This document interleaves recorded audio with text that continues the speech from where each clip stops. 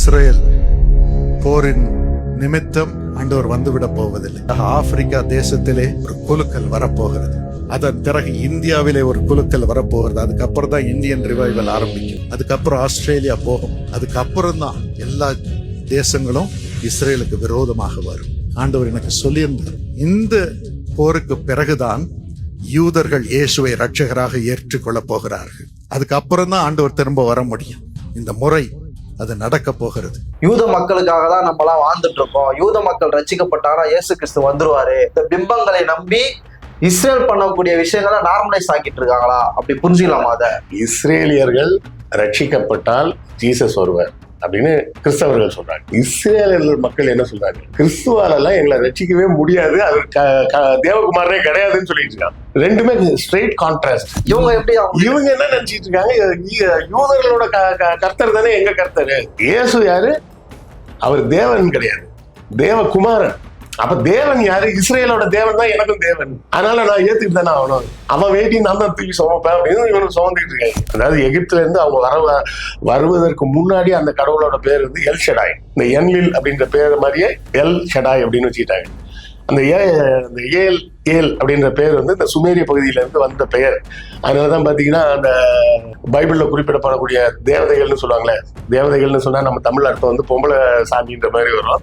Angeles சொல்றாங்களா, அந்த Angeles எல்லா பேரும் பாருங்க ஏல் தான் முடியும். Samuel, Gabriel. இந்த எல் ஷடாய் எகிப்துக்குள்ள போய் வாஷிங் மிஷின்ல போட்டு வாஷ் பண்ணி வெளியே வந்தோடனே ஜெகோவான்னு மாறிடுது.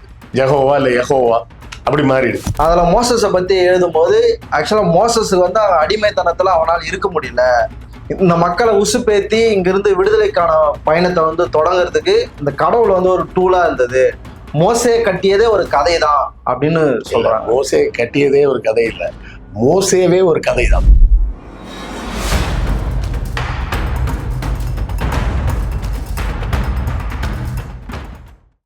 நண்பர்கள் தொடர்ந்து நம்ம வீடியோக்களை பார்க்குறீங்க, மிக்க மகிழ்ச்சி. நிறைய கமெண்ட்லாம் போடுறீங்க.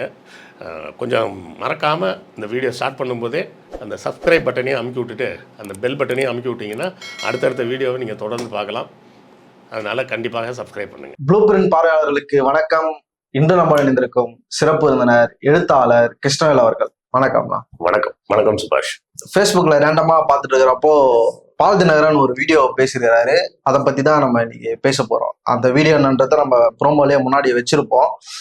என்ன சொல்றாருன்னா, இப்போ இஸ்ரேலுக்கு விரோதமா இந்த நிந்தைகள் வந்து அதிகமாகும் இன்னும். அதுக்கப்புறமா ஆன்டி கிரைஸ்ட் வருவாரு, அதுக்கப்புறமா இயேசு கிறிஸ்து வருவாரு அப்படின்ற ஒரு தீர்க்க தரிசனத்தை சொல்லியிருக்கிறாரு. இது என்ன தீர்க்க தரிசனம்? இயேசு கிறிஸ்து எப்போது வருவார்? இந்த ஆன்டி கிரைஸ்ட்ன்ற கான்செப்ட் என்ன, எப்படி புரிஞ்சுக்கலாம்? இன்னொன்னு சொல்றாரு, இந்த போர்லாம் நடந்த பிறகுதான் யூதர்கள் இயேசு கிறிஸ்துவை தங்களுடைய ரட்சகராக ஏற்றுக்கொள்வார்கள் அப்படின்றாரு. இத்தனை நாள் ஏன் ஏற்றுக்கொள்ளாம இருந்தாங்க அப்படின்ற கேள்வியும் வருது. ஓபன் பண்ணும்போதே நேரா இந்த ஆன்டி கிரைஸ்ட், அந்திம கிறிஸ்து இல்ல தஜால், இஸ்லாமிய இதுல பேர் சொன்னா அல் மசியா அட் தஜால், இதுதான் ஒரு அந்த ஃபுல் நேம். அல் மசியான்னா அது த மெசையா, அட் தஜால் தஜால் எனப்படுவான் அப்படின்ற மாதிரி அவங்களும் சொல்லியிருப்பாங்க. இப்படி பல்வேறு விஷயங்கள்லாம் சொல்லியிருக்காங்கன்றது எடுத்து அப்படி பார்த்தோம்னா துண்டு துண்டாக தனித்தனியாக நிற்கும். இதற்கெல்லாம் மூலம்னு ஒண்ணு இருக்கா அப்படின்னு நம்ம தேடி பார்த்தோம்னா மூலம்னு ஒண்ணு இருக்கு. அந்த மூலத்தின் காரணமாகத்தான் இப்படி பல்வேறு செய்திகள், பல்வேறு கதைகள், பல்வேறு இடங்கள்ல, பல்வேறு வடிவங்கள்ல உலாவுது. நம்மளுடைய மொத்த மனித குல வரலாறு அப்படின்னு எடுத்தோம்னா அது சுமார் 2 லட்சம் வருஷம் அது இதுலாம் சொல்லுவாங்க. அந்த கதைக்குள்ளெல்லாம் நம்ம போக வேணாம். இப்போ நாம வாழ்ந்து கொண்டு இருக்கக்கூடிய இந்த காலகட்டத்தை ஜியோகிராபிக்கலா என்ன சொல்லுவாங்கன்னா ஹோலோசீன் அப்படிம்பாங்க. ஹோலோசீன் தான் உலகம் வெப்பமயமான பிறகு உள்ள உலகம். அதை வந்து ஹிஸ்டரியில வந்து இதைத்தான் வந்து மெயினா நம்ம பார்க்கறது. அதுக்கு முன்னாடி பார்த்தீங்கன்னா பிளஸ்டோசீன் அப்படிம்பாங்க. பிளஸ்டோசீன்ன்றது பனிக்காலம். மொத்த உலகமே ரொம்ப பனியால சூழ்ந்திருந்த காலம். அப்பதான் நம்ம இந்த பார்க்கக்கூடிய மேமத், சேபர் டீத் அப்படின்னு சொல்லி பெரிய பற்களோடு உள்ள புலிகள் அதெல்லாம் இருந்து அழிஞ்சு போன காலம் அந்த பிளஸ்டோசீன் காலம். அதுக்கப்புறம் வர்றதுதான் ஹோலோசீன். அந்த ஹோலோசீன்றது இன்றைய தேதியிலிருந்து ஒரு 11,500 ஆண்டுகளுக்கு முன்னாடி வர இருக்கிற காலத்தை தான் ஹோலோசீன் அப்படின்னு சொல்லக்கூடியது. இந்த ஹோலோசீன் வந்த பிறகுதான் விவசாயம் போன்ற மற்ற விஷயங்கள்லாம் டெவலப் ஆக ஆரம்பிக்குது. பல்வேறு இடங்கள்ல நாகரிகங்கள் உருவாகுது. கொஞ்சம் கொஞ்சமா ஸ்டேஜ்ல குட்டி குட்டி ஸ்டேஜா தான் வளர்ந்து வருது, ஒரே நல்லெல்லாம் வந்துடல. ஆக பதிவு செய்யப்பட்ட வரலாறு அப்படின்னு எடுத்தோம்னா நமக்கு எங்க இருந்து அந்த செய்திகள் கிடைக்குது அப்படின்னா, சுமேரிய நாகரிகத்துல கிடைக்குது, எகிப்து நாகரிகத்துல கிடைக்குது, சிந்துவெளி நாகரிகத்துல கிடைக்குது, அதே போல ஆக்சஸ் நதி நாகரிகம். இந்த ஆக்சஸ் நதியை பத்தி நான் ஒருத்தன் தான் பேசிக்கிட்டே இருப்பேன், மற்றவங்க எல்லாம் இந்த 4 மட்டும் தான் சொல்லுவாங்க. சுமேரிய நாகரிகம், எகிப்து நாகரிகம், சிந்துவெளி, மஞ்சள் நதி நாகரிகம். ஏன் அதை பத்தி பேச மாட்டேன்ற? ஏன்னா அது நிறைய பேருக்கு தெரியாது. அதை தெரியாதுன்றது மட்டும் இல்ல, அதை பத்தின புத்தகங்களே முதல்ல இந்தியால இல்ல. புரியுதுங்களா? புத்தகம் இருந்தா தானே படிக்க முடியும். நீங்க அந்த ஆக்சஸ் நதி நாகரிகத்தை பத்தி இதுவரை உலகத்துல வந்திருக்கிற புத்தகங்கள் 2 தான். ஒன்னு கலரோட வந்திருக்கு, இன்னொன்னு பிளாக் அண்ட் ஒயிட்ல இருக்கு. அந்த புக்கு 2 புக்கும் அமெரிக்கால தான் இருக்கு, இந்தியால இந்த மார்க்கெட்டிங்கே வரல. அதுல ஒரு புத்தகத்தை எனக்கு அமெரிக்கால இருந்து ஒரு நண்பர் வாங்கி அனுப்பிட்டாரு. இன்னொரு புத்தகத்தை வாங்கி வச்சிருக்கிற அந்த அமெரிக்க நண்பர், நான் இந்தியா வரும்போதுதான் தருவேன், உங்களை நேரா பார்த்து தான் தருவேன்னு சொல்லிட்டு அவர் வச்சு அனுப்பாம வச்சிருக்கிறார். யோ, நீ நேரா வந்தா என்ன பாரியா, அந்த மாதிரிலாம் அனுப்பி விட்டேன்னா நான் படிக்கவே செய்வேன் அப்படின்னு நானும் சொல்லி கிண்டல் பண்ணிட்டு இருப்பேன். ரொம்ப ரேர் அனுபவம். ஏன்னா அந்த ஆக்சஸ் நதி நாகரிகம் கண்டுபிடிக்க, இதை பத்தி நம்ம ஏற்கனவே பேசிக்கோன்னு நினைக்கிறேன் அசுரர் தேவர் வரலாறு கதையில. அதனால லைட்டா டச் பண்ணிட்டு நம்ம போயிடலாம். அது 1971 தான் கண்டுபிடிக்கப்பட்டது. மற்ற நாகரிகங்கள்லாம் 1800களே கண்டுபிடிச்சிட்டாங்க. அதனால அத எல்லாத்தையுமே பக்காவா டாக்குமெண்ட் பண்ணிட்டாங்க. இது 71 கண்டுபிடிக்கிறாங்க. அப்போ USSR இருக்கு, ரஷ்யா கிடையாது. அதனால அது அந்த ஆராய்ச்சி முடிவுகள் எல்லாமே ரஷ்ய மொழியில மட்டும்தான் இருந்தது. அதுல இருந்து ஒரு 20 ஆண்டுகளுக்குள்ள ரஷ்யா USSR உடைஞ்சு செதறிடுச்சு. 1989 பெரஸ்ட்ரேக்காவோட USSR முடிஞ்சு போய் ரஷ்யாவை மாறிடுச்சு. அப்ப இந்த ஆராய்ச்சியை கண்டுபிடித்தவர் விக்டர் யுவானோவிச் சரியானிடி அப்படின்றது அவரோட பேர். அதுக்கப்புறம் 93 தான் முதல்ல இந்த இவரது ரஷ்ய மொழி ஆராய்ச்சி எல்லாமே ஆங்கிலத்தில் மொழிபெயர்க்கப்படுது. அதை மொழிபெயர்க்கப்பட்டு அது பல கட்டுரைகளாக தொகுக்கப்பட்டு 2 புத்தகமா வந்திருக்கு. சரியா? சோ இப்ப 5 இடங்கள்ல நாகரிகங்கள் இருக்கு. இதுல எகிப்துல இருந்த நாகரிகம் ஒரு விதம் மத வழிபாடு வச்சிருக்கிறாங்க. சூரியன் தான் கடவுள், சூரியனோட பிள்ளைங்க தான் ஃபாரோ மன்னர்கள் அப்படின்னா அவங்க ஒரு கான்செப்ட் வச்சிருக்கிறாங்க. சுமேரிய நாகரிகத்துல பார்த்தோம்னா அவர்கள் வேற சில கதைகள் வச்சிருக்கிறாங்க. அதாவது கடவுள்கள்லாம் வெளி கிரகத்துல இருந்து வந்தவங்க, இங்க தங்கம் எடுக்கணும்னு ட்ரை பண்ணாங்க. அது அனுநாக்கி அப்படின்னு சொல்லுவாங்க. அந்த கடவுள் கூட்டத்துக்கு மொத்தமா பேரு அனுநாக்கிஸ் அப்படிம்பாங்க. அதுல ஒரு தலைமை கடவுள் ஒண்ணு, அதுக்கு கீழே உள்ள கடவுள்கள், அப்புறம் வேலைக்கார கடவுள்கள். அவங்கதான் பார்த்து ரொம்ப தங்கம் எடுக்கிற வேலை கஷ்டமா இருக்குன்னு சொல்லி மனிதர்களை உருவாக்கி மனிதர்களை தங்க எடுக்கிற வேலையெல்லாம் செய்ய சொல்லிட்டு அப்புறம் அவங்களே விட்டுட்டு அவங்க போயிட்டாங்க அப்படின்ற மாதிரி அவங்க ஒரு கதைகள் வச்சிருக்கிறாங்க. இந்த ஆக்சஸ் நதி நாகரிகத்துல உள்ள கதைகள் தான் நம்ம ஏற்கனவே பேசுனது. நாங்க எல்லாம் அசுரர்கள், அவங்க எல்லாம் தேவர்கள், கடவுள்ன்றது ஒரே ஒருத்தர் தான், அஹுரா மாஸ்டா அப்படின்னு ஒரே கடவுள் தான். அவருக்கு 2 விதமான மனிதர்களுக்கு 2 விதமான சிந்தனைகளை கொடுக்குறாரு. தீய சிந்தனை ஒண்ணு கொடுக்குறாரு, நல்ல சிந்தனை கொடுக்குறாரு. அதுக்குதான் பேரு ஃப்ரீ வில், சுயமாக சிந்திப்பது. கெட்டதுன்னு தெரிஞ்சே கூட நீ செய்யணும் செய்யலாம், நல்லதுன்னு தெரிஞ்சே செய்யணும் செய்யலாம். ஃப்ரீ வில் அப்படின்ற ஒரு கான்செப்டை கொடுக்குறாரு. இந்த நல்லது கெட்டதுன்றது 2க்கும் 2 தலைமை கடவுளாக நியமிக்கிறாரு. ஒண்ணு ஸ்பென்டா மைனுன்னு பேரு நல்ல சிந்தனைக்கு, இன்னொன்னு ஆங்கிரா மைனுன்னு பேரு அப்படின்னு அவங்க ஒரு கதை வச்சிருக்காங்க. அந்த ஆங்கிரா மைனுக்கு அந்த ஆங்கிரா மைனுன்றதான் பிற்காலத்தில் இப்போ இருக்க இந்து மதத்துல ஆங்கிரச முனிவர்னு வச்சுக்கிட்டாங்க. அவருக்கு பணியாளாக இருந்தவன் தான் இந்திரன் அப்படின்ற கான்செப்ட்லாம் அவங்க வச்சுக்கிறாங்க. இந்தியாவை பொறுத்தவரை பாத்தீங்கன்னா எந்தவித மத சிந்தனையும் கிடையாது. அதாவது ஆப்கானிஸ்தானுக்கு கிழக்க வந்துட்டீங்கன்னா சைனா வரை பாத்தீங்கன்னா எங்கேயுமே மதம் சார்ந்த சிந்தனையே கிடையாது. சைனால கூட பாத்தீங்கன்னா கன்ஃபூஷியனிசம், லாயிசம், தாவோ, அந்த மாதிரி சிந்தனைகள் அப்படின்ற மாதிரி மட்டும்தான் இருக்கிறாங்க. அவர்கள் மத வழிபாடெல்லாம் போகவே இல்லை. அதே போல இந்தியாவிலையும் பாத்தீங்கன்னா மத வழிபாடெல்லாம் கிடையாது. அதனாலதான் சிந்துவெளி முக்கிய காரணம் பாத்தீங்கன்னா சுமேரிய நாகரிகத்தை இருந்த கடவுள்லாம் காணாம போயிடுச்சு. எகிப்து நாகரிகத்துல இருந்த கடவுள்லாம் காணாம போயிடுச்சு. ஆனா அந்த கதைகள்லாம் புக்காரு. சிந்து சமவெளியில கடவுள் கதைகளே இல்லைன்றதுனால என்ன நடக்குதுன்னா, கடவுள்னு ஒரு கான்செப்ட் வரும்போதுதான் கற்பனை வரும். கற்பனை வரும்போதுதான் அதை எழுதி வைக்கணும்னு பார்ப்பான். அப்படி எழுதி வைக்கும் போது என்ன ஆகும், அது ஒரு பெரிய லாட் கிடைச்சிரும். அந்த லாட் வந்து அடுத்தடுத்த தலைமுறையா அந்த கதை போய்கிட்டே இருக்கும். அப்போ எழுத்து வடிவம் கொஞ்சம் கொஞ்சமா மாறும். அப்பதான் இது சொல்லுவாங்க ரொசட்டி ஸ்டோன் அப்படிம்பாங்க. ரொசட்டி ஸ்டோன்னா ஒப்பிட்டு பார்க்கும் கல் அப்படின்னு.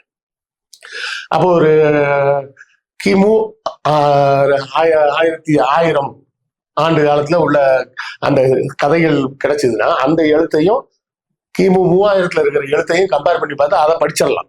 இங்க அந்த கதைகள் காணாம போனதுனால அதை சிந்து சமொழியும் நம்மளால படிக்க முடியல. அது ஒரு கதை. நீங்க கீழடியிலையும் பாருங்க, எந்த மத சின்னமும் கிடைக்கல.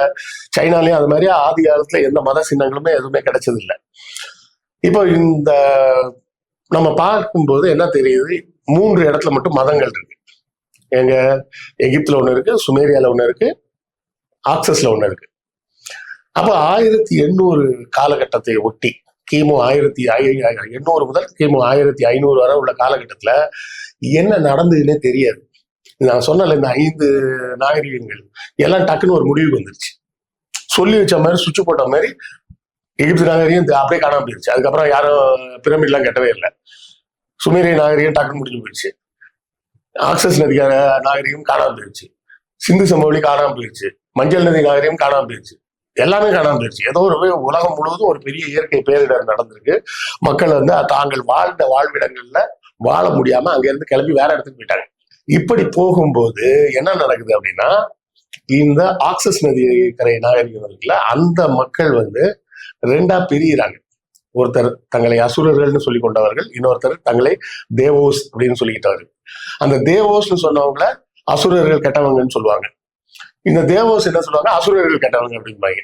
அதுக்குள்ள நம்ம டீப்பா போக வேணாம். இந்த புரிதலோட வச்சுக்கிட்டோம். அதை விரிவா பார்க்கணும்னு விருப்பப்படுற நண்பர்கள் வந்து அந்த அசுரர் தேவர்ல போய் பார்த்தாங்கன்னா அதுல நம்ம எல்லாமே விரிவா சொல்லியிருப்போம். இந்த தேவோஸ்ன்னு சொன்னவங்க பூரா இங்க வந்துட்டான், எங்க இந்தியாவுக்குள்ள வந்துட்டான். ஹிந்து குஷ் மலை வழியாக இந்த இந்தியாவுக்குள்ள வந்துட்டான். இந்த அசுரர்கள்னு சொன்னவங்க பூரா இன்றைய ஈரானுக்கு போயிட்டாங்க. இன்னைக்கு இருக்கக்கூடிய ஈரான் பகுதிக்கு போயிட்டாங்க. அவர்கள் அங்க உருவாக்கிய ஒரு சாம்ராஜ்யம் தான் அசிரியன் டைனாசிட்டி அப்படின்னு ஆங்கிலத்துல சொல்லுவாங்க. அசுர் இல்லைன்னா அசிரியன் அப்படின்னு நீங்க புரிஞ்சுக்கலாம். அதான் அசிரியன் டைனாசிட்டின்னு வருது. அவங்க வந்து அந்த நாகரிகம் வந்து பெரிய அளவுல பரவுது. அவர்களது பழக்க வழக்கங்கள், அவர்களது கடவுள் முறை, அவங்க கும்பிட்ட அந்த அஹுரா மாஸ்டா, அந்த அஹுரா மாஸ்டாக்கு ஒரு இறை தூதுவர் ஜாரதுருஷ்டான்னு ஒருத்தர் அப்படின்னா அவங்க அதை பூரா பதிவு பண்ணி வச்சிருக்கிறாங்க. கதாஸ், அப்புறம் வெண்டிதாத் அப்படின்னு புத்தகங்களாக எழுதி வச்சிருக்கிறாங்க. அதுல வந்து நீங்க நம்ம இங்க பார்க்கக்கூடிய இந்த இந்திரன் கதை எல்லாமே அதுல இருக்கும். அது வந்து பிற்காலத்துல போயிடுச்சுன்னு வைங்க. இப்படி இந்த நாகரிகங்கள் இங்க வந்து நிலை பெறும்போது ஒரு கட்டத்தில் அப்பதான் இந்த பைபிள் உள்ள வருது. ஒரு கட்டத்துல இந்த ஆபிரகாம்னு சொல்லப்படக்கூடியவர் கிளம்பி போனாரு அப்படின்ற மாதிரி பைபிள் வருது. எகிப்துல அடிமையா இருக்கிறப்போ அதை எழுத ஆரம்பிக்கிறாங்க. எகிப்துல கூட இல்ல, அவங்க பாபிலோன்ல அடிமையா எழுதுறாங்க. நெபுகத்நேசார் காலத்துலதான் எழுதுறாங்க. அதாவது கிமு 550 முதல் கிமு 500 வரை நெபுகத்நேசாரோட சிறையில பாபிலோன்ல இருக்காங்க. அப்பதான் எழுத ஆரம்பிக்கிறாங்க. ஆனா அதுக்கு முன்னாடியே இந்த முதல் மனிதன் அந்த கதை, பெருவெள்ளகம் வந்த கதை, இதெல்லாமே அதுக்கு முன்னாடியே சுமேரிய நாகரிகத்துல இருக்கு. எல்லாமே நம்ம அந்த யூதர்கள் வரலாறுல பேசியிருக்கோம். அப்ப இவங்க இங்க இருந்து அந்த கான்செப்டை எடுத்துட்டு போகும்போது அப்ப என்ன நடக்குதுன்னு பாருங்க. எகிப்துல ஒரு வகையான மதம் இருக்கு. சுமேரிய பகுதி, அதாவது இப்போது இருக்கக்கூடிய ஈரான், ஈராக் பகுதிகளில் ஒரு நாகரிகம் இருக்கு. இந்த சிந்து சமவெளி பக்கத்துல ஒரு வகையான நாகரிகம் இருக்கு. சைனால வேற ஒரு வகையான ஒரு நாகரிகம் இருக்கு. இப்ப இந்த ஆரிய கூட்டம் வந்து இங்க வருது. அதாவது நால்வர்ண கோட்பாடோட வரக்கூடிய ஆரியர்கள், நால்வர்ண கோட்பாடு இல்லாத ஆரியர்கள். நால்வர்ண கோட்பாடுன்றது வந்து அந்த ஆரியர்கள் இந்தியாவுக்குள்ள வந்ததுக்கு அப்புறம் உருவானது. அதையும் நம்ம ஏற்கனவே இந்த சமணம் பத்தி எல்லாம் பேசும்போது பேசியிருக்கோம். இப்ப அவன் அங்க போன உடனே என்ன பண்றான், அவன் வந்து அந்த மதம் வந்து மக்கள் மத்தியில பரவ ஆரம்பிக்குது. அதை மக்கள் கடைபிடிக்க ஆரம்பிக்கிறாங்க. இங்க இவர்கள் வந்த பிறகு நம்ம ஏற்கனவே சொன்ன மாதிரி புதிதாக எல்லாத்தையும் ஏற்கனவே நம்ம சொல்ல வேண்டியிருக்கு. ஏன்னா டைம் போகும். இப்ப என்ன ஆகுதுன்னா, இந்த புத்தர் கதை இங்க வந்து புத்தர், சமணம் இதெல்லாம் உருவாகுது. இப்ப சமணத்துல வந்து பாத்தீங்கன்னா 24 தீர்த்தங்கரர்கள் அப்படின்னு ஒரு கான்செப்ட சொல்றாங்க. முன்வினை, பயன், விதி, அந்த மாதிரி விஷயங்கள்லாம் அதுல சொல்றாங்க. புத்தர் வந்து அந்த மாதிரி விஷயம்லாம் சொல்லவே இல்லை. அவர் வந்து பேசுனது கிட்டத்தட்ட நாத்திகம் தான். அவர் சொன்னதுல முக்கியமான விஷயம் 2 விஷயம்: அனாத்மவாதம், அனித்தியவாதம். கேட்கும்போது என்னவோ பெரிய தத்துவ மாதிரி இருக்கும். அனாத்மவாதம்னா என்னதுன்னா, அனாத்மனா என்ன அர்த்தம்? ஆத்மான்னு ஒண்ணு இல்லை அப்படின்றாரு. அனாத்மவாதம்னா ஆத்மா என்று ஒண்ணு கிடையாது, சமணம் தான் ஆத்மான்னு ஒண்ணு இருக்குன்னு சொல்லுது. இவர் ஆத்மாலாம் ஒண்ணு கிடையாது அப்படின்றாரு. அனித்தியவாதம் அப்படின்னா நித்தியமானது ஒண்ணுன்னு எதுவும் கிடையாது. ஆங்கிலத்துல சொன்னா change is the only constant அப்படிம்பாங்க. மாற்றம் ஒன்றே மாறாதது அப்படிங்கிறது தான் இவர் சொல்றது அனித்தியவாதம். தண்ணி இங்க ஓடிட்டே இருக்குன்னா நீ பாக்குற தண்ணி அந்த நிமிஷமே அங்க இல்லை, அது போயிடுது, எதுவுமே நித்தியம் கிடையாது அப்படின்னு. இந்த நித்தியம்ன்ற ஒரு கான்செப்டை இந்து மதம் எடுத்துக்குது. பிற்காலத்துல என்ன ஆகுது, இங்க இருக்கிற அந்த பௌத்த மதத்தை உள்வாங்கி மகாயன புத்தம்னு ஒண்ணு கொண்டு வந்து புத்தர் கடவுள் அப்படின்ட்டாங்க. இப்ப சமண மதம் வந்து 24 தீர்த்தங்கரர்கள்னு சொன்னாங்க, பௌத்தத்துல ஒரே ஒரு புத்தர் தானே இருக்காரு அப்படின்றப்ப அவங்க என்ன பண்றாங்க, ஒரு புது கான்செப்டை கிரியேட் பண்ணி என்ன பண்றாங்க, மைத்ரேய புத்தா இல்ல மித்ரா. இந்த மித்ரான்ற கான்செப்ட் எங்க இருக்குதுன்னா ஆக்சஸ் நதிக்கரை நாகரிகத்துல இருக்கு. உலகம் அழிய போகக்கூடிய காலத்துல மித்ரான்னு ஒருத்தர் வருவாரு அப்படின்னு. அந்த மித்ரான்ற கான்செப்ட் அப்படியே அசுரர்களோடு சேர்ந்து சுமேரிய நாகரிக பகுதிக்கு போயிடுது. அதாவது உலகம் அழியக்கூடிய நாள்ல ஒருத்தர் வருவார், வந்து உலகத்தை அழிக்கிறதுக்காக வருவார். அதுதான் கான்செப்ட். அவர் வந்தாருன்னா நீங்க ஆடுற ஆட்டம்லாம் தாங்க முடியாம அவரே ஒரு நாள் கிளம்பி வந்து மொத்தமா எல்லாரையும் போட்டு தள்ளுவாரு அப்படிங்கிற மாதிரி ஒரு கான்செப்ட் தான் மித்ரான்னு அவங்க வச்சு அந்த அஹுரா மாஸ்டால வச்சிருந்த கதை. அதுல இருந்து பிரிஞ்சு வந்தவங்க இந்த மித்ரான்ற கான்செப்ட் அரேபியா பகுதிகள் இந்த பகுதியிலாம் அப்ப பரவுது. இங்க பௌத்த மதமாக வரும்போது இந்த மித்ரான்றத மைத்ரேய புத்தா அப்படின்னு பேரை கொஞ்சமா மாடிஃபை பண்ணி இவங்க சொல்லி ஒரு கான்செப்ட் வைக்கிறாங்க. இதை கையில எடுத்துக்கிட்டு தான் பிற்காலத்தில் இந்து மதம் என்ன சொல்லுதுன்னா, உலகம் அழியும் போது கல்கி அவதாரம்னு வருவாங்க அப்படின்னு அவங்க அந்த கான்செப்ட் எடுத்துக்கிறாங்க இந்து மதத்துல. இப்ப இந்த பக்கம் வந்துடும். இந்த பக்கம் வந்தீங்கன்னா ஆப்ரஹாம் அப்படின்றவர் எங்க வாழ்ந்தவர்னா சுமேரிய நாகரிக பகுதியில வாழ்ந்தவர். அது பைபிள்லயே அப்படிதான் இருக்கு. உருக் அப்படின்ற ஊரில் இருந்தவர். அவரோட அப்பா அவர் வந்து ஒரு என்லில் கோயிலோட பூசாரியாக இருக்கிறார் அப்படின்னு சொல்லி அவரு அவங்க அப்பா வந்து சிலைகளை செய்கிறவர், சிலைகளை செஞ்சு அந்த கோயில் வாசல்ல விற்கிறவர், அது பிளஸ் அந்த கோயிலோட பூசாரியாவும் அவர் தான் இருக்கிறாரு.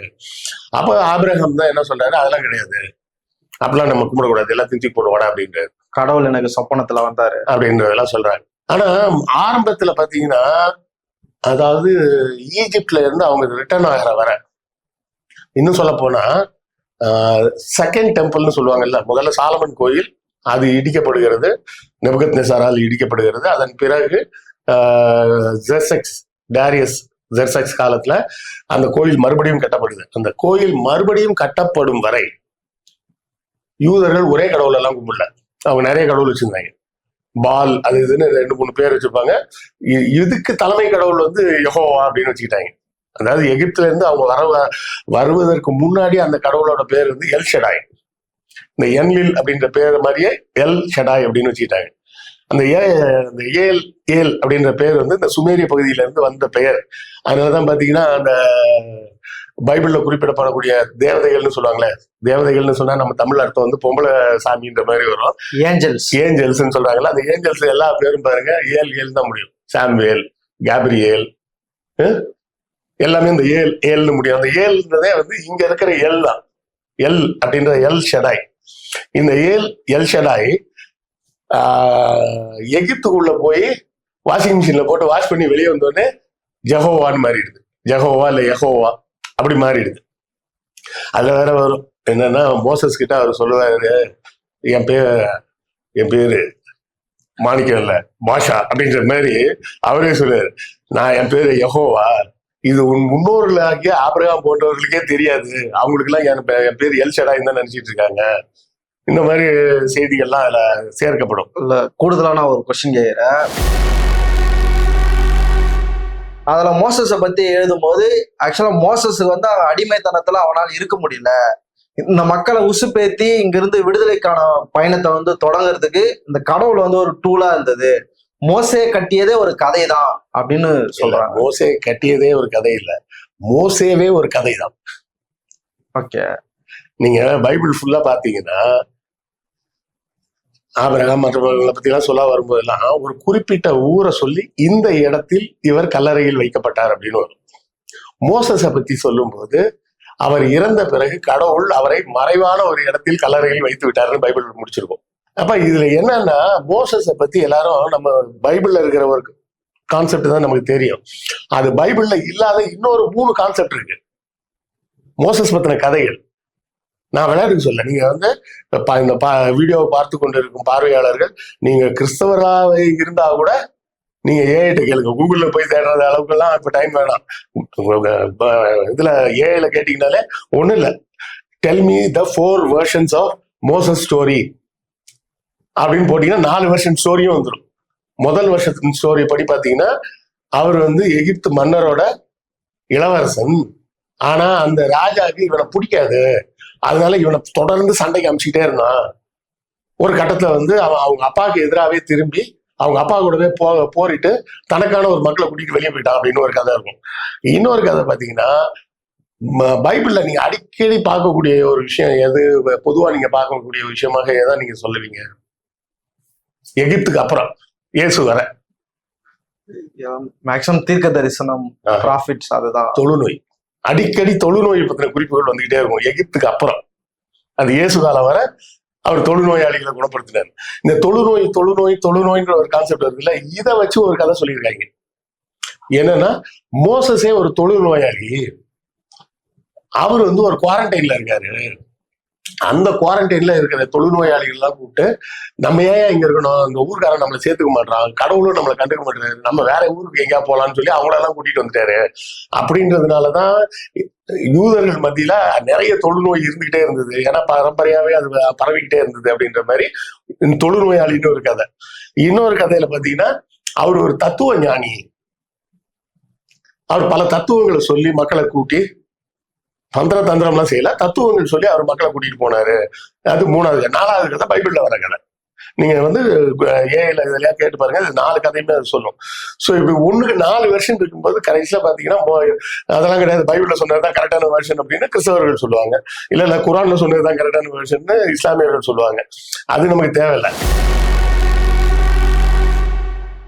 மோசஸ் வரும் வரை யூதர்களின் வழிபாட்டு முறைன்றது எப்படி இருக்குன்னா ஹப்பசாடா இருக்கு.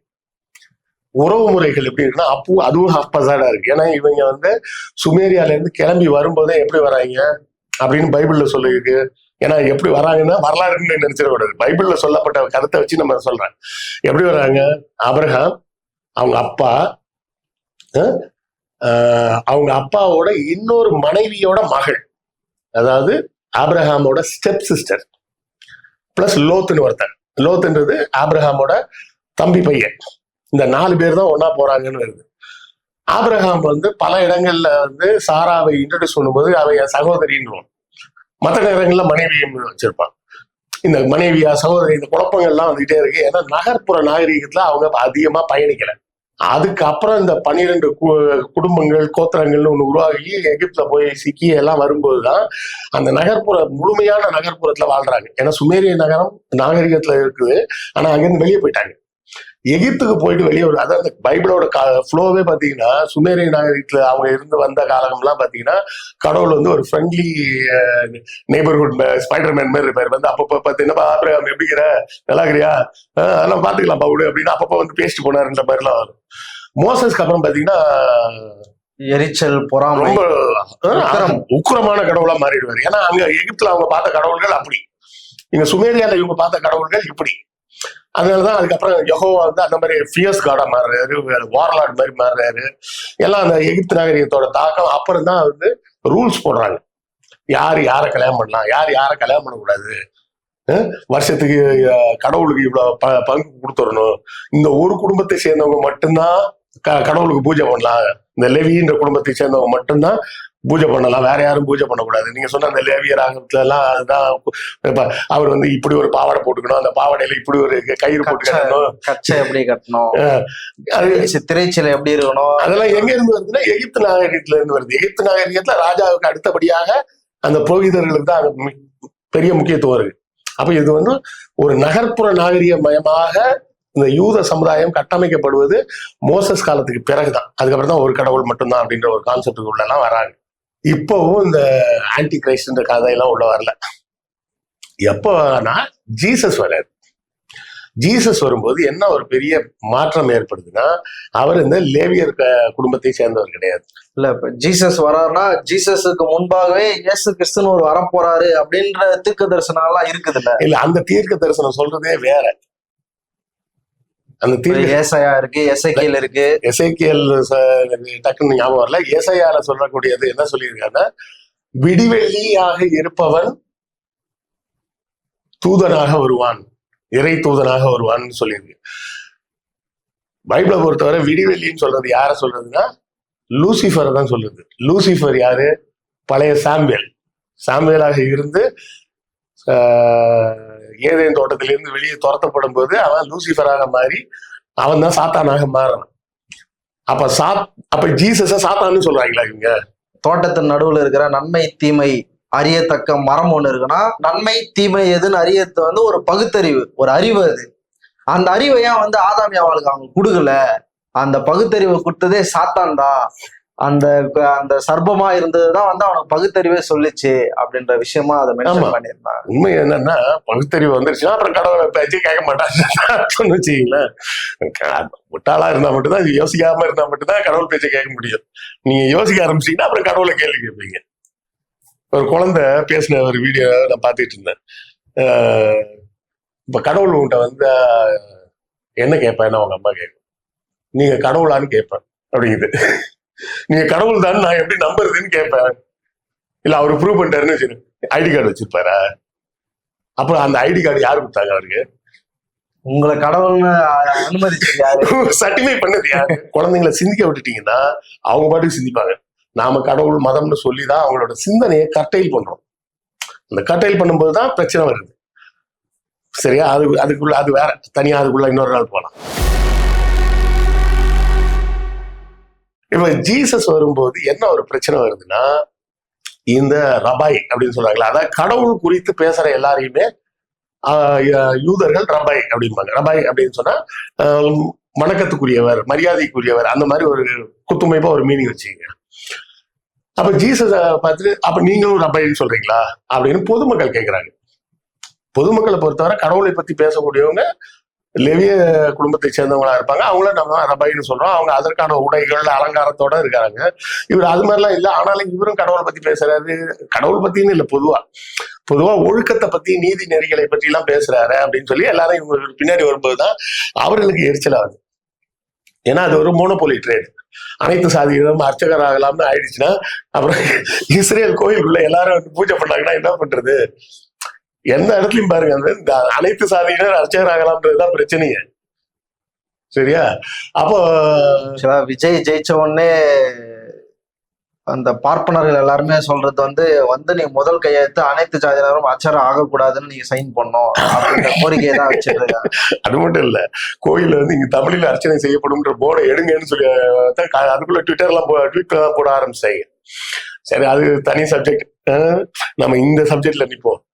இப்போ ஜீசஸ் வந்த பிறகு அவர் இப்படி ஒரு புரட்சியை ஏற்படுத்தும் போது அந்த பூசாரி கூட்டம் எல்லாம் சேர்ந்து அவரை சிலுவையில் அறைந்து விட்டார்கள்.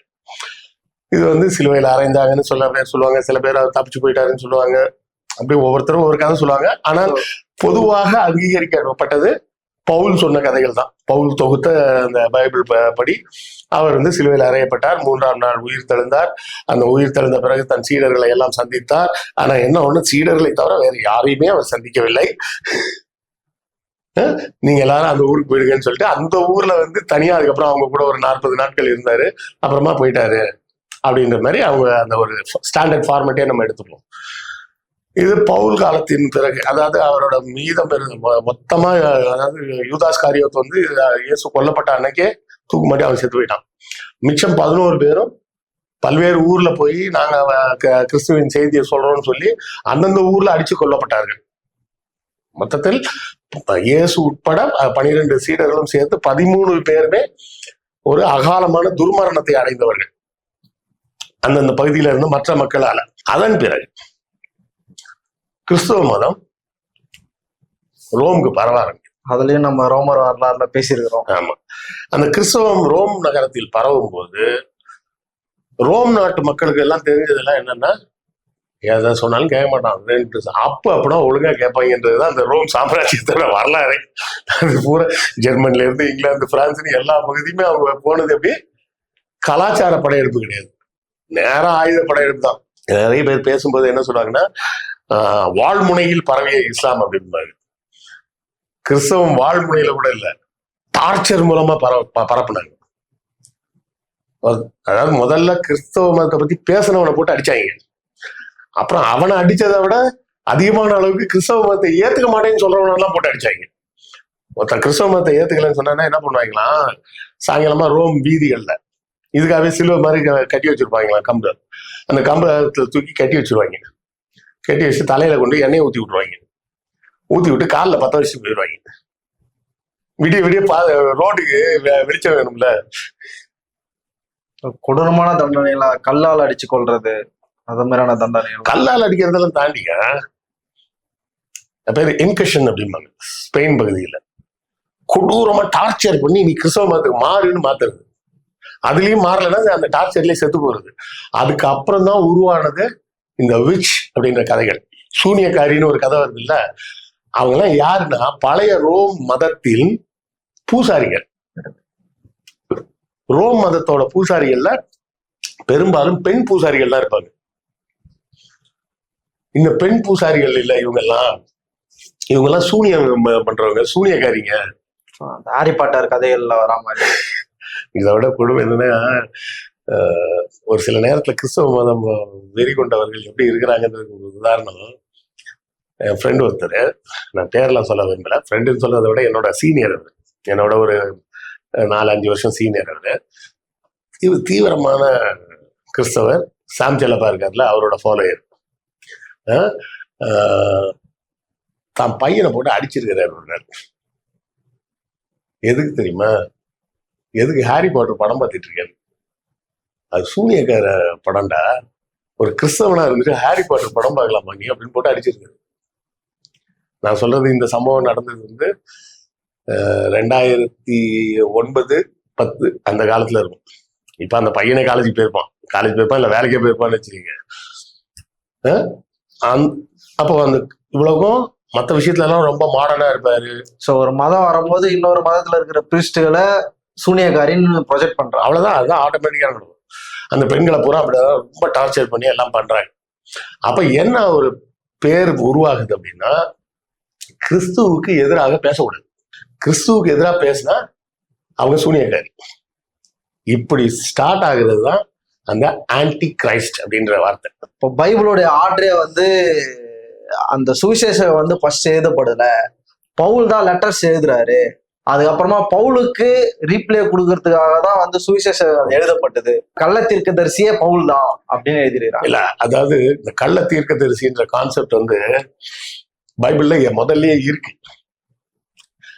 ராஜாவுக்கு ஒத்து போனா அவர் நல்ல தீர்க்கதரிசி, ராஜாவுக்கு ஒத்து போனா அவர் கள்ள தீர்க்கதரிசின்றாங்க. சவுல் வந்து தனக்கு இன்னொரு முறை அபிஷேகம் பண்ண சொல்லி கேட்கும்போது பண்ண முடியாதுன்றாரு. சாமுவேல் என்ன பண்றாரு? சாமுவேல் நம்ம சொல்றத சவுல் கேட்க மாட்டான்னு கடுப்பாரு. சவுல் என்ன கடுப்பாருன்னா, நான் சொல்றது நீ கேட்க மாட்டேன்னா உடனே ஜெயில போடுவேன்னு ஜெயில போடுறாரு. அப்பதான் என்ன பண்றாரு சாமுவேல், நான் டேவிடுக்கு தான் என்ன ஞானஸ்தானமா எண்ணெய் ஸ்தானமா அபிஷேகம் பண்ணி வைப்பேன். எதுக்கு? டேவிட் கூட பிறந்தவங்க இன்னொரு 6 பேர் இருக்காங்க. எல்லாரும் மிலிட்டரியில வேலை பார்க்குறவங்க, தளபதி எல்லாம் ஒழுங்கா வேலை பார்க்குறவங்க. டேவிட் மட்டும் தான் படிக்காத ஆடு மேய்ச்சிட்டு இருந்தாங்க. இல்ல, அது வந்து என்ன மாதிரி சொல்லுவாங்கன்னா, கடவுள் வந்து யாரை எப்போ செலக்ட் பண்ணுவாருன்னே தெரியாது. ஒரு ஆடு மேய்ப்பான். இப்போ விஜய் சொல்றாங்களே, ஒரு ஆட்டோ ஓட்டுநர் வந்து எம்எல்ஏ ஆயிட்டாருன்றத. அவர் BMW கார் வச்சிருக்காரு, இனோவா கிறிஸ்டா. அப்படி வந்து பைபிள்ல டேவிடை சாமுவேல் தேர்ந்தெடுப்பது. எந்த விதமான திறமையும் இல்லாம இருக்கலாம், நீ படிக்காம இருக்கலாம், தற்குறியா இருக்கலாம், ஆனாலும் கடவுள் மேல கண்ணு வச்சிட்டாருன்னா நீ ராஜாவா ஒரே நாள்ல மாறி அப்படின்னு சொன்னது யாரு? சாமுவேல். அப்படின்னு சாமுவேல் தான் சொன்னாரு, கடவுளா வந்து நேரா சொன்னாரு. அப்ப டேவிட் என்ன எதிர்பார்க்கிறாரு? தனக்கு வசதியா தான் சொல் பேச்சு கேட்கிற படிப்பறிவு இல்லாத டேவிடே போதும். அப்ப டேவிடோட பையன் சாலமன் வரும்போது பாருங்க, தீர்க்க தரிசியா யாரும் கிடையாது. அவன் கிட்டையே எவனையும் சேர்த்துக்கல. ஏன்னா அவன் படிச்சுட்டான், அவனுக்கு அறிவு வந்துருச்சு. ஒரு கோயிலை கட்டுறான், அந்த கோயிலை மாதிரி 10 மடங்கு பெருசா அவனுக்கு ஒரு அரண்மனை கட்டிக்கிறான். இதெல்லாம் நடக்குது. அதாவது ஒரு கட்டத்தில் என்ன ஆகுதுன்னா, கிறிஸ்துவை ஏற்றுக்கொள்ளாதவர்கள்லாம் ஆன்டி கிரைஸ்ட்னு மாறுது. அது கொஞ்சம் கொஞ்சமா பரிணாம வளர்ச்சி அடைஞ்சு அந்த கதைகள் டெவலப் ஆகி அதை ஆன்டி கிரைஸ்ட்ன்றத தமிழ்ல மொழிபெயர்க்கும் போது எப்படி மொழிபெயர்த்துட்டாங்க, கிறிஸ்துவுக்கு எதிரானவர்ன்ற அர்த்தத்துல போடாம அந்திம கிறிஸ்துவனே போட்டாங்க.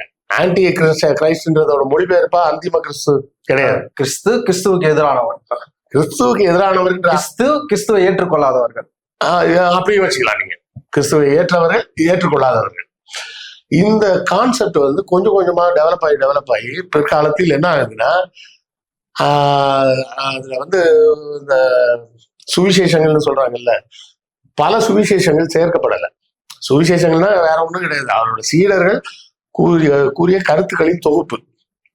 அவர் கூட இருந்து என்ன பார்த்தாங்க, அதுலயும் பாத்தீங்கன்னா 2 பேர் தான் கூட இருந்து பார்த்தவங்க, மிச்சம் 2 பேர் கேட்டவங்க.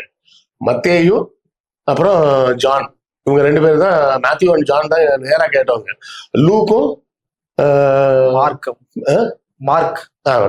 மார்க்கும் வந்து பேட்டி எடுத்தவர்கள். ஆக்சுவலா லூக் வந்து அப்போஸ்தலனாகிய பவுலுடைய சீடர். பேட்டி எடுத்தவரோட பேட்டி எடுத்தவர் அவரு. சரியா? இவங்க 2 பேர் தான் அட்லீஸ்ட் பேட்டி எடுத்தவர்கள், மேத்யூ அண்ட் ஜான்.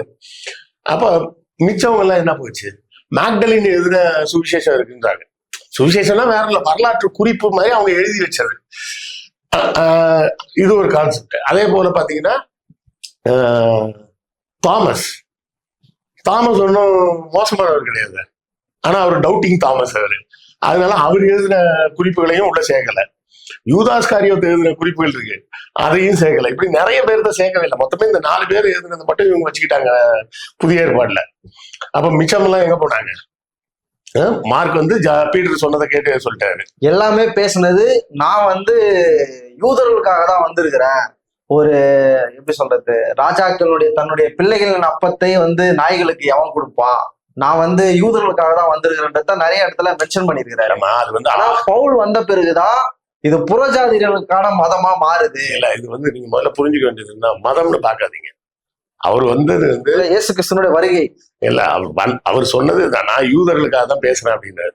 இன்னொருத்தர் என்ன சொன்னாரு, நான் குறைஷிகளுக்காக தான் பேசுறேன்னாரு முகமது நபி. அவர் வந்து உலகத்தில் இருக்கும் எல்லா மக்களுக்கும் நான் சொல்றேன்னு சொல்ல, குறைஷிகளுக்காக தான் சொல்றேன் இது அப்படின்னு தான் திரும்ப திரும்ப அவர் சொல்றது. பூரா குறைஷிகளை திருத்தணும், ஜீசஸை பொறுத்தவரை யூதர்களை திருத்தணும், முகமது நபியை பொறுத்தவரை குறைஷிகளை திருத்தணும். எல்லாருமே அவங்கவுங்க ஏரியால இருக்கிற மக்களை திருத்தறதுக்கு தான் வராங்க. புத்தரும் என்ன சொல்லிட்டு வர்றாரு, இந்தியாவில பலி கொடுக்குற மக்களை திருத்துறதுக்காக வரேன்னு ஆன்டி கிரைஸ்ட் உள்ள வந்துருவாங்க.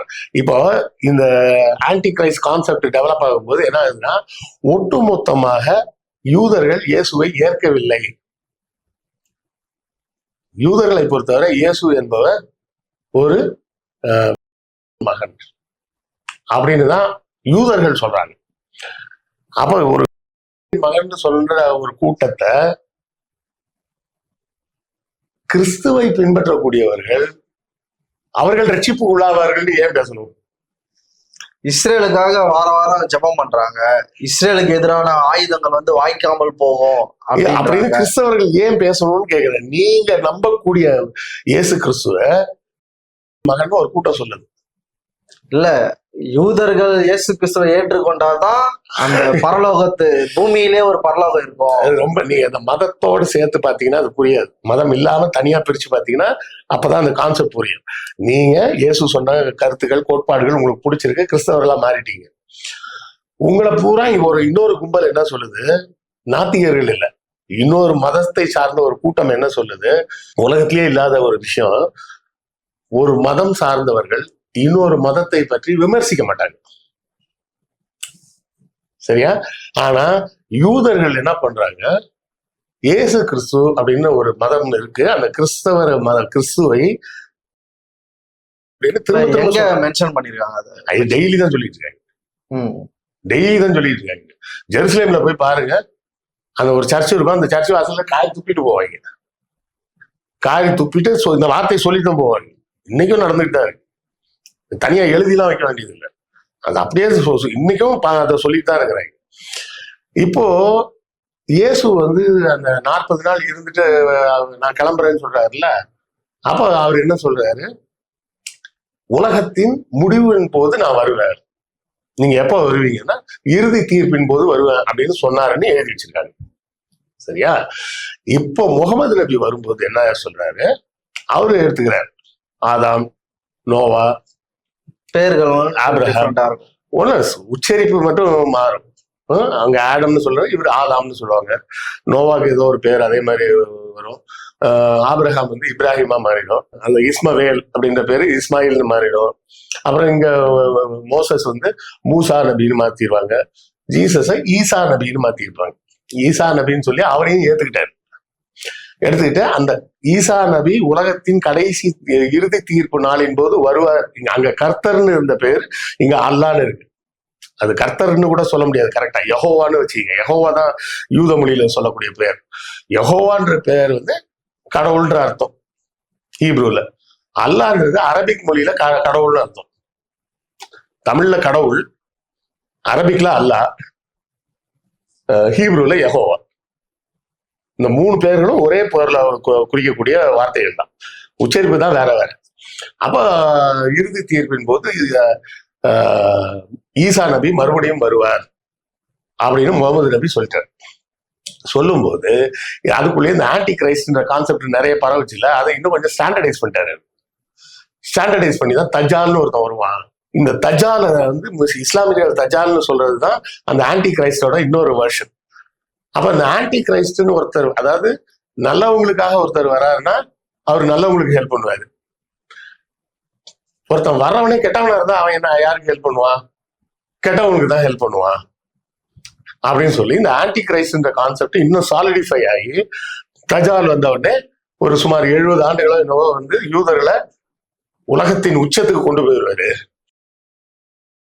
அப்ப வந்து அவர்களுக்கு ஆட்டம் வந்து தாங்க முடியாத அளவுக்கு இருக்கும். அதாவது பொதுவாகவே இந்த ஆன்டி கிரைஸ்ட்ன்ற வார்த்தை வந்து பிற்காலத்துல எப்படி ஆயிடுச்சுன்னா, கிறிஸ்துவுக்கு எதிரானவர்கள் சொல்றதை விட ஏமாற்றுபவர், மக்களை அடுத்தவர்களை சுரண்டி பிழைப்பவர்கள் அப்படின்ற மாதிரி ஒரு அர்த்தத்துக்கு மாற ஆரம்பிச்சது. இப்படி அடுத்தவர்களை சுரண்டி பிழைப்பவர்கள், ஏமாற்றுபவர்கள், அவர்களுக்கு ஒருத்தர் வழிகாட்ட வந்தாருன்னா அவர் ஆன்டி கிரைஸ்டா இருப்பாரு. அப்ப அந்த பீரியட்ல யூதர்களோட நாகரிகம் உச்சத்துக்கு போயிடும். மொத்தத்துல என்னன்னா ஏமாற்றுக்காரர்களின் உலகமாக இது மாறிடும். கலியுகம்னு சொல்றாங்க, அது மாதிரி கிட்டத்தட்ட அந்த கான்செப்ட் தான். அதாவது கடவுளை நம்ப மாட்டாங்க அப்படின்ற கான்செப்ட் வச்சுங்க. கடவுளை நம்புறது எல்லாரும் குறைஞ்சிருவாங்க அப்படின்றத எல்லா மதத்திலயும் அப்படிதான் சொல்லி வச்சிருக்காங்க ஒவ்வொரு பேர்ல. எல்லாரும் பெரியார் இஷ்டம், அம்பேத்கர் இஷ்டம் ஆயிட்டாங்க அந்த மாதிரி கிட்டத்தட்ட வச்சுங்க. சோ மொத்தத்தில் அப்போ வந்து அது எல்லாரும் அந்திம கிறிஸ்துவின் வருகைக்கு எதிர்பார்க்கிறேன்னு சொல்றதே எதுக்கு சொல்றாங்கன்னு யோசிப்பாரு. அவன் வந்தா நல்லவர்கள் எல்லாம் கொடுமை அனுபவிப்பாங்கன்னு தெரியும், ஆனாலும் அவன் வரணும். ஏன் வரணும்? அவன் வந்தாதான் கொடுமை உச்சகட்டத்துக்கு போய் அப்போ சம்பவாமி யுகே. இப்ப இந்த சாத்தான் உலகம், இந்த சாட்டனிக் வேர்ல்டு அப்படிலாம் நிறைய கான்செப்ட் உருவாயிட்டு, இந்த கான்செப்ட் பூரா நம்ம ஆக்சஸ் நதியிலே உருவானது. நல்ல சக்தி தீய சக்தின்னு சொல்லிட்டாங்கல்ல, அது அப்படியே இங்க வந்து உள்ள வரும்போது, யூத மதத்துக்கு உள்ள வரும்போது என்னவா மாறுது, கர்த்தர் சாத்தான் அப்படின்னு மாறுது. அந்த கர்த்தர் சாத்தான் இஸ்லாமத்துக்குள்ள போகும்போது அல்லாஹ் சைத்தான் அப்படின்னு மாறுது. இந்த கெட்ட சக்தியை மட்டும் நம்பிட்டு வந்தவங்க இந்திரனை மட்டும் நான் எடுத்துட்டு வந்தானே, கொண்டுகிட்டு இந்தியாவுக்குள்ள வந்தானே. இந்தியாவுக்குள்ள மட்டும் தான் பாத்தீங்கன்னா இந்து மதத்துல நல்ல சக்தி தீய சக்தியே இருக்காது. அவரெல்லாம் தேவர்கள், அவ்வளவுதான். இல்ல இப்ப தூய சக்தி, ஆமா இப்ப தூய சக்தி தீய சக்தி வந்துருச்சு இல்ல. இங்க மட்டும் அந்த இந்தியாவில மட்டும் பாத்தீங்கன்னா அந்த சைத்தான்ற கான்செப்ட் இருக்காது. ஏன்னா அந்த சைத்தான் கான்செப்ட வச்சிருந்தவன் தான் இந்தியாவுக்குள்ள வந்தவன். அந்த கான்செப்ட் இல்லாம போனோம்னா, அந்த கான்செப்டோட போனோம்னா அந்த ஊருக்கு அதை அப்படியே பரவி அங்குரா மாஸ்டாஸ் வெண்டாமைனும் ஆங்கிராமைனுன்ற மாதிரி அது அப்படியே கர்த்தர் சைத்தான். இல்ல இப்ப இந்த டெக்னாலஜியை ஏற்றுக்கொள்வதே வந்து சாத்தானிக் அந்தி கிறிஸ்து வருவதற்கான ஆயத்தங்கள் தான். இப்ப வந்து ஏடிஎம் கார்டு யூஸ் பண்றது வந்து அதெல்லாம் பைபிள்ல இருக்குதுன்னு சொல்லுவாங்க. இந்த கையில வந்து ஒரு அரிசி மாதிரி இருக்கும், அந்த சிப்பு போட்டுருவாங்க. அந்த சிப்பு இருந்தாதான் நீங்க எல்லா பொருளையும் வாங்க முடியும், நடமாட முடியும். அது வந்து அந்தி கிறிஸ்துவனுடைய குறியீடு அப்படிலாம் ஆதார் கார்டுக்கே அதை சொல்லிட்டு இருந்தாங்க. அந்தி கிறிஸ்து வருவதற்கான ஆயத்த பணிகள் தொடங்கிச்சு, அதுதான் ஆதார் கார்டு. டேவிட் காலம் நினைக்கிறேன். மனிதர்களுக்கு இவன் இலக்கம் இடுகிறான், கர்த்தருக்கு எதிரானவன் அப்படின்னு அந்தி கிறிஸ்துவ. அப்ப டேவிடே அந்தி கிறிஸ்துவா? மக்களுக்கு இலக்கம் இடுகிறார்கள். ஏறோது டைம்ல என்ஆர்சி சிஏ எல்லாம் எடுத்தாங்க. எப்போதுமே மதம் இந்த ஒரு வேலையை தான் செய்யும். உன்னை பயமுறுத்தும். நீ நான் சொல்றதெல்லாம் கேட்டேன்னா நீ நல்லவனா இருந்தா இல்ல, நான் சொல்றது படிக்க நீ நல்லவனா இருந்ததுன்னா சொர்க்கத்துக்கு போவ. இந்து மதம்னு வரும்போது என்ன ஆயிடுச்சு, மறுபடி பிறந்துகிட்டே இருப்பாங்க. அடுத்த ஜென்மம்னு சொல்லும்போது லாஜிக் ரொம்ப சிம்பிளா போச்சுங்க. செத்துட்டாருல, எப்படி ஒரு 10 வருஷம் சொர்க்கத்துல இருப்பாரு, இல்ல ஒரு 10 வருஷம் நரகத்துல இருப்பாரு. முடிச்சுட்டு இவர் ரிசார்ட்டுக்கு போனாலும் சரி, ஜெயிலுக்கு போனாலும் சரி, அந்த 10 வருஷம் கழிச்சு மறுபடியும் பூமியில பிறந்துருவாரு. இது ரிட்டர்ன் ஆகிட்டே இருக்கும். செத்த உடனே ரிசார்ட்டுக்கு போவார் ஒருத்தர், இன்னொருத்தர் செத்த உடனே ஜெயிலுக்கு போயிடுவாரு. 10 வருஷம் ஆளாருக்கு அங்க இருப்பாங்க, அப்புறம் திரும்ப பிறந்துருவாங்க. மேட்டர் முடிஞ்சிச்சு. இந்த கான்செப்டா அங்க சொல்ல முடியல. அங்க அந்த கான்செப்ட் இல்ல. இந்த ஆத்மா இதுமான்ற கான்செப்ட் எல்லாம் அவங்களுக்கு அறிமுகமாகல. அப்ப செத்ததுக்கு அப்புறம் என்ன ஆவான்னா வெயிட் பண்ணும். கடவுள் லாஸ்டா ஒரு நாள் வருவாரு, எல்லாரையும் எழுப்பி எந்திரி, இந்த ஜட்ஜ்மெண்ட் டே. ஆமா, எந்திரி, உனக்கு இது தீர்ப்பு கொடுத்து அப்புறம் பர்மனண்டாவே எல்லாரும் ஜெயில இருப்பாங்க, இல்ல பர்மனண்டாவே ரிசார்ட்ல இருப்பாங்கன்னா அவங்க ஒரு கான்செப்ட் வச்சுக்கிட்டாங்க. அப்ப அந்த கான்செப்ட் வைக்கும் போது அந்த பிரேக்கிங் பாயிண்ட்டுக்கு இந்த மொத்த உலகம் எப்படி போகும் அப்படின்றதுக்கு அதீதமாக சில கற்பனைகள்ல இந்த உலகம் முடிய போகுதுன்ற அறிகுறி எப்படி தெரியும். இவங்க உலகம் முடியாதுன்னு சொல்லிட்டாங்க, அதனால பிரச்சனையே இல்லை. சோ சில அடையாளங்களுக்கு தேவை. ஆமா, ஒரு அறிகுறி தெரியணும்ல, பூமி அழிய போகுது அப்படின்னு. அப்ப மனிதர்கள் இப்படி மாறிடுவாங்க, அப்படி மாறிடுவாங்க, போர் நடக்கும். அன்னைக்கு தேதிக்கு அவனுக்கு என்ன கற்பனை பண்ண முடிஞ்சதோ அந்த கற்பனையை வச்சுக்கிட்டு தெரிஞ்சதை எல்லாம் சொல்லிட்டு போயிட்டாங்க. நான் தான் கேட்பேன், இந்து மதம்னு இல்லை, இந்து மதம், கிறிஸ்தவ மதம், இஸ்லாமிய மதம், எந்த மதம் வேணாலும் எடுத்துங்க. அது சுமேரிய மதம், எகிப்திய மதம்லாம் கூட எடுத்துங்க. எந்த மதத்தையாவது டைனோசரை பத்தி அவனா சொல்லியிருக்கானா? ஏன்னா டைனோசர்னு ஒண்ணு இருந்ததே 2000க்கு அப்புறம் தெரியும். 90களுக்கு அப்புறம் தானே டைனோசர்னு ஒண்ணு கண்டே பிடிக்கிறாங்க ஃபாசில்ஸை வச்சு. பைபிள் படி நீங்க கதை எடுத்தீங்கன்னா உலகம் தோன்றி மொத்தமே 6000 வருஷம் தான் இருக்கு. அவர் என்ன பண்றாரு, ஆதாமை படைக்கிறார், கடுப்பாய் வெளியே துரத்துகிறார். அதுல இருந்து ஒரு 1000 வருஷம் கழிச்சு நோவா வருகிறார். அதுல இருந்து 1000 வருஷம் கழிச்சு ஆபிரகாம் வருகிறார்.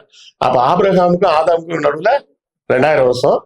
ஆபிரகாம்ல இருந்து 1000 வருஷத்துக்கு அப்புறம் மோசஸ் வர்றாரு. மோசஸ்ல இருந்து ஒரு 1000 வருஷம் கழிச்சு ஜீசஸ் வர்றாரு. அப்ப ஆபிரகாமுக்கும் ஜீசஸ்க்கும் நடுவுல 2000 வருஷம். அப்போ 0ல ஜீசஸ் வந்தாருன்னா அதுல இருந்து இன்னைக்கு 2025ல மொத்தம் 6025 வருஷம் தான் ஆகுது உலகம் உருவாக்கப்பட்டு. கீழடியில இரும்பு கச்ச காலமே 5000 ஆண்டு வந்துச்சு. இன்னும் கீழே இன்னும் எவ்வளவோ தோண்டி பார்க்கல. ஏன்னா இந்த கதை அப்படியே டிட்டோவா ஆதாம் டு ஜீசஸ்ன்ற கான்செப்ட் பைபிள்லயும் அதுதான், குரான்லயும் அதுதான். அப்ப எந்த புத்தகத்தை அடிப்படையா வச்சுக்கிட்டீங்கன்னாலும் உலகம் தோன்றி இன்னையில இருந்து உலகம் தோன்றியதுனால 6000 வருஷம் தான். அப்ப அதை எப்படி நீங்க சயின்ஸ்ல எடுத்துக்க முடியும்? இப்போ இறுதியான கேள்வியா கேட்டுக்கிறேன், ஒரு கன்க்ளூஷனுக்குள்ள வந்துருவோம். நம்ம ஆரம்பத்துல அந்த தீர்க்க தரிசனம் அதெல்லாம் அப்படியே இருக்குது. எனக்கு என்ன கேள்வினா, இந்த மாதிரியான தீர்க்க தரிசனங்கள் சொல்றது மூலமாக இஸ்ரேலுக்காக ஜெபம் பண்ணுவோம், இஸ்ரேலுக்காக சிறப்பு கூட்டங்கள் அப்படிலாம் ஒரு பக்கம் நடந்துட்டு இருக்கு. இப்போ நம்ம தொடர்ந்து பேசியிருக்கோம், இஸ்ரேல் பண்ணக்கூடிய அட்ராசிட்டிஸ் என்ன, அமாஸுக்கு என்ன பண்ணாங்க, பாலஸ்தீன் மக்களுக்கு என்ன பண்ணாங்க, இங்க இப்போ ஈரான் வரைக்குமே வந்திருக்கிறாங்க. இப்போ இந்த போரு, இந்த ஒரு குறிப்பிட்ட மக்கள், குறிப்பிட்ட இன மக்களுக்கு எதிரான, குறிப்பிட்ட மத மக்களுக்கு எதிரான இந்த மனித உரிமை மீறல்கள் அதெல்லாம் நார்மலைஸ் பண்றாங்களோ. இஸ்ரேலுக்காக கடவுள் வந்தாரு, யூத மக்களுக்காக தான் நம்ம எல்லாம் வாழ்ந்துட்டு இருக்கோம், யூத மக்கள் ரட்சிக்கப்பட்டாங்கன்னா இயேசு கிறிஸ்து வந்துருவாரு அப்படின்னு இந்த விதமான இந்த பிம்பங்களை நம்பி இஸ்ரேல் பண்ணக்கூடிய விஷயங்களை நார்மலைஸ் ஆக்கிட்டு இருக்காங்களா? அப்படி புரிஞ்சுக்கலாமா? அத இஸ்ரேலியர்கள் ரட்சிக்கப்பட்டால் ஜீசஸ் வருவார் அப்படின்னு கிறிஸ்தவர்கள் சொல்றாங்க. இஸ்ரேலியர்கள் மக்கள் என்ன சொல்றாங்க, கிறிஸ்துவாலெல்லாம் எங்களை ரட்சிக்கவே முடியாது, அது தேவகுமாரே கிடையாதுன்னு சொல்லிட்டு இருக்காங்க. ரெண்டுமே ஸ்ட்ரெயிட் கான்ட்ராஸ்ட். இவங்க என்ன நினைச்சிட்டு இருக்காங்க, யூதர்களோட கர்த்தர் தானே எங்க கர்த்தர், இயேசு யாரு, அவர் தேவன் கிடையாது, தேவகுமாரன். அப்ப தேவன் யாரு, இஸ்ரேலோட தேவன் தான் எனக்கும் தேவன், அதனால நான் ஏத்துக்கிட்டு தானே ஆகணும், அவன் வேட்டி நான் தான் தூக்கி சுமப்பேன் அப்படின்னு இவனுக்கு சுமந்துக்கிட்டு இருக்காங்க. கிறிஸ்தவர்கள் யூதர்களுக்கு ஒரு சத்சூத்திரனாக இருக்கிறார்கள். அவ்வளவுதான் கான்செப்ட். அவன் வந்து உன்னை மனுஷனா கூட மதிக்கல, உன்ன இல்ல உன் கடவுளையே மனுஷனா மதிக்கல அவன். நீ என்ன சொல்லிட்டு இருக்க, உன் கடவுள் வந்து அவனை ரட்சிப்பாருன்னு சொல்லிட்டு இருக்க. அவனை போய் அவன்கிட்ட சொல்லி பாரு, அவன் சிரிப்பான். அவன் டேய் நான் உன் கடவுளையே நான் ஏத்துக்கல, அதுக்கப்புறம் என்னடா உன் கடவுள் வந்து என்ன ரட்சிக்க போறாரு அப்படின்னு அவன் சிரிப்பான். அவன் உண்மை வந்து, அதாவது யூதர்களுக்கு கிடைக்கக்கூடிய சப்போர்ட்ன்றதுக்கு வந்து வேற சில கான்செப்ட் இருக்கு, அது தனியா பேச வேண்டிய கான்செப்ட். பினான்சியல் சம்பந்தப்பட்ட விஷயங்கள், வேற சில ஏமாத்து வேலைகள், ஃப்ராடு, பித்தலாட்டம்னு அதுல நிறைய இருக்கு. இவர்கள் தப்பா புரிஞ்சுக்கிட்டு, கிறிஸ்தவர்கள் தப்பா புரிஞ்சுக்கிட்டு யூதர்கள் ரட்சிக்கப்பட்டாதான் இயேசு வருவாரு அப்படின்னு நினைச்சிட்டு இருக்காங்க. ஸோ எல்லாருக்குமே என்ன ஆசைன்னா, ஜீசஸ் வருவாரு, நம்மள சொர்க்கத்துக்கு கூட்டு போவாரு அப்படின்னு நம்பிட்டு இருக்காங்க. ஒருவேளை ஜீசஸ் வந்து இல்ல இல்ல நீ நிறைய பாவம் பண்ணிருக்க, நரகத்துக்கு போன்னு சொல்லிட்டாரு, கதை ட்விஸ்ட் ஆகி போகும். தம்பி நீ நினைச்சதெல்லாம் நல்லது கிடையாது, நீ பண்ணது பூரா ஃப்ராடு, உனக்கு சொர்க்கத்துக்கு கிடையாது போ அப்படின்னு சொல்லிட்டாருன்னா என்ன பண்ணுவாங்கன்னு தெரியல. இன்னும் சில பேர்லாம் விஜய ஆன்டி கிரேஷன் இருக்காங்க. அதாவது மக்களுக்கு எதிராக இருப்பவர்கள் யாராக இருந்தாலும் அவர்கள் தவறானவர்கள். இதுல ஆன்டி கிரைஸ்டும் கிடையாது, கல்கி அவதாரமும் கிடையாது, மைத்ரேய புத்தாவும் கிடையாது, ஈசா நபியின் 2ஆம் வருகையும் கிடையாது, எதுவுமே கிடையாது. நீ வாழும் போது இந்த உலகத்தில் சொர்க்கத்தை பார்க்கலாம். எப்படி பார்க்கலாம்? அடுத்தவங்களுக்கு இடைஞ்சல் பண்ணாம வாழ்ந்ததுனாலே உங்ககிட்ட எல்லாரும் அன்பா இருப்பாங்க. உங்ககிட்ட எல்லாருமே அன்பா இருந்தாங்கன்னா அதுவே வாழ்க்கையின் சொர்க்கம். வாழ்க்கையில சொர்க்கம்ன்றது என்ன? சொர்க்கம்னு இவங்க சொல்றது என்னப்பா, யாரும் உன்னை வெறுக்க மாட்டாங்க அப்படின்றதுதான் சொர்க்கம். உன்னை யாரும் வெறுக்காம இருக்கணும் தான் என்ன செய்யணும், நீ மத்தவங்க வெறுக்கும்படி நடந்துக்காம இருக்கணும். ரொம்ப சுயநலம் பிடிச்சிக்கிட்டு தான் வாழ பிறரை கெடுப்பது அப்படிலாம் பண்ணா உன்னை வெறுக்கத்தான் செய்வாங்க. சரியா? அதை தாண்டி மக்களுக்கு நன்மை செய்யக்கூடியவராக வாழ்ந்தீங்கன்னா, அதான் சொல்லியிருக்க, வானுரை தெய்வத்துள் வைக்கப்படும். நல்லவனா இருந்ததுன்னா உன்னையே மக்கள் தெய்வமா பார்க்க ஆரம்பிச்சிருவாங்க. புத்தர் யாரு? அவர் ஒரு மனிதர். இயேசு யாரு?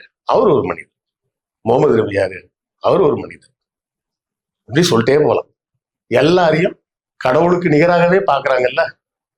காரணம், அவர்கள் மக்களுக்காக யோசிச்சாங்க, மக்கள் நல்ல வழியில நடக்கணும்னு ஆசைப்பட்டாங்க, சுயநலமாக இல்லாமல் இருந்தாங்க. அதனால வானுரை தெய்வத்தில் வைக்கப்படும்ன்ற அந்த வள்ளுவன் குரல் படி அவர்கள் கிட்டத்தட்ட தெய்வமாகவே கருதப்படுகிறார்கள். அப்படி அந்த கோணத்துல நீங்க புரிஞ்சுக்கிட்டீங்கன்னா, இது அடிக்கடி சொல்றதுதான், இருந்தாலும் மறுபடியும் ஒரு தடவை சொல்லிடுவோம். ஏன்னா அந்தி கிறிஸ்து அதெல்லாம் எதிர்பார்க்க வேணாம். இயேசு கிறிஸ்து சொன்னதாக எழுதி வைக்கப்பட்டிருக்க விஷயமே ஒரு 6 விஷயம்தான். பொய் சொல்லாத, வஞ்சனை பண்ணாத, ஏமாத்தாத, திருடாத, விபச்சாரம் பண்ணாத, லைஃப் பார்ட்னருக்கு துரோகம் பண்ணாதன்றத அவர் பொதுவான வார்த்தையில விபச்சாரம் பண்ணாத அப்படின்றார். பெற்றோரை கனம் பண்ணு, பெற்றவங்களுக்கு மரியாதை பண்ணு, நீ உன்னை நேசிப்பதை போல மற்றவனையும் அன்பு செலுத்து, இன்னும் சொல்ல போனா எதிரிக்கும் அன்பு செய். இந்த 6 தான் சொல்லியிருக்காரு. அவர் ப்ரே பண்ணுலாம் ஜீசஸ் எல்லாம் சொல்லவே இல்லை. ப்ரே பண்ணணும்னு ஆசைப்பட்டேன்னா அப்படியா ஒரு வாரமா முட்டி போட்டு பரமநலத்திற்கும் எங்கள் பரமபிதாவேன்னு உனக்கு என்னெல்லாம் சொல்லணும்னு தோணுச்சோ எல்லாத்தையும் சொல்லிக்கோ அப்படின்னு தான் சொல்லி கொடுத்தாரு. அதுக்காக அதாவது இன்னும் சிம்பிளா சொல்ல போனா, நீ கடவுள்கிட்ட ப்ரே பண்ணணும்ன்றதுக்காக ஒரு பூசாரிகிட்ட போய் காசு கொடுக்கணும்னு அவசியம் இல்லை. நீங்க ஒரு பாயிண்ட நோட் பண்ணி பாருங்க. புத்தரும், இயேசு, முகமது நபி, பெரியார் வரை எடுத்துங்க. எல்லாரும் சொன்னது அடிப்படையா ஒரே ஒரு கான்செப்ட், பேசிக் கான்செப்ட்னு எடுத்து பாத்தீங்கன்னா என்ன தெரியுமா வரும்? கடவுள்கிட்ட பேசுறதுக்கு காசு கொடுக்காத, கடவுள்கிட்ட பேசுறதுக்கு ஒரு ஏஜென்ட் வைக்காத. நீங்க ஆழ்ந்து சிந்திச்சு பாருங்க. அவங்க நம்மளை குழப்பி வச்சிருப்பாங்க. அதுல நிறைய தத்துவம் இருக்கு தெரியுமா, அது இருக்கு தெரியுமா, இது இருக்கு தெரியுமான்னு. அவர் புத்தர் சொன்னதுக்கு இதுக்கு இப்படி ஒரு இன்டர்பிரேஷன், அதுக்கு இப்படி ஒரு மீனிங் இருக்கு, இயேசு சொன்னதுக்கு இப்படி இருக்கு அப்படி இருக்கு, முகமது நபி சொன்னது குரான்ல இப்படி சொல்லியிருக்கு அப்படி சொல்லியிருக்கு, இப்படி ஒன்னொன்னுக்கும் ஒரு எக்ஸ்ட்ராபுலேஷனா ஒரு விளக்கம் சொல்லிக்கிட்டே இருப்பாங்க. பேஸா என்ன நடந்திருக்குன்னு பாத்தீங்கன்னா, இவர்கள் எல்லாரும் புத்தர்ல தொடங்கி பெரியார் வரை எல்லாரும் சொன்ன பேசிக் கான்செப்ட் என்னன்னா, கடவுள்கிட்ட பேசுறதுக்காக ஒருத்தருக்கு காசு கொடுக்காத. கடவுள் உங்ககிட்ட எதுவும் கேட்கல. புரியுதா? இந்த பேசிக் விஷயத்தை தான் இவங்க எல்லாருமே சொல்றாங்க. கடவுள்கிட்ட பேசுறதுக்கு காசு கொடுக்கணும் அப்படின்னு ஒருத்தன் வருவான், அவனுக்கு காசு கொடுத்து ஏமாறாத. அதுக்கு ஒவ்வொருத்தரும் ஒவ்வொரு ஸ்டைல்ல சொல்லியிருப்பாங்க. புத்தர் ஒரு ஸ்டைல்ல சொன்னாரு, இயேசு வேற ஒரு ஸ்டைல்ல சொன்னாரு, முகமது நபி வேற ஒரு ஸ்டைல்ல சொல்றாரு. அடிப்படை எல்லாரும் சொல்றது என்னன்னா, கடவுள்கிட்ட பேச காசு கொடுக்காதுன்றதுதான்.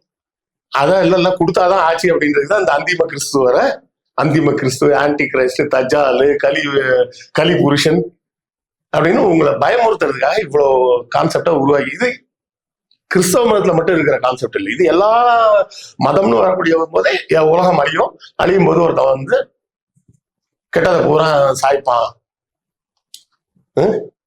தூதன் ஒருவன் வருவான் அப்படின்ற மாதிரி எல்லா மதத்திலையும் அந்த மாதிரி ஒரு கதை இருக்கு. ஸோ அந்த கதைகள்ன்றதோட நிப்பாடிட்டு நான் எப்பவும் சொல்லுவது என்னன்னா, தத்துவம் என்ன என்று பார்த்தால் உங்களுக்கு வாழ்க்கை இனிமையாக இருக்கும். தத்துவத்தை மறந்துட்டீங்கன்னா சடங்குகள் மட்டும்தான் மிச்சம் இருக்கும். இது 99% எல்லா மதத்திலையும் சடங்குகள் தான் மிச்சம் இருக்கே தவிர தத்துவத்தை எல்லாரும் மறந்துட்டு, ஏன்னா தத்துவத்தை வந்து புரிஞ்சுக்கிறதுக்கு ரொம்ப கஷ்டமா இருக்கு. இல்ல தத்துவத்தை புரிஞ்சுக்கிட்டா இவ்வளவுதானா அப்படின்ற மாதிரி இருக்கு. ஆனா அதோட விடாம இன்னும் கொஞ்சம் இல்ல இதெல்லாம் இருக்குன்னு அந்த மந்திர மாயாஜால கதைகள் எல்லாம் உள்ள சேர்க்கும் போது ஒரு பிரமிப்பா இருக்கு, அதை ஃபாலோ பண்ணலாம்னு தோணுது.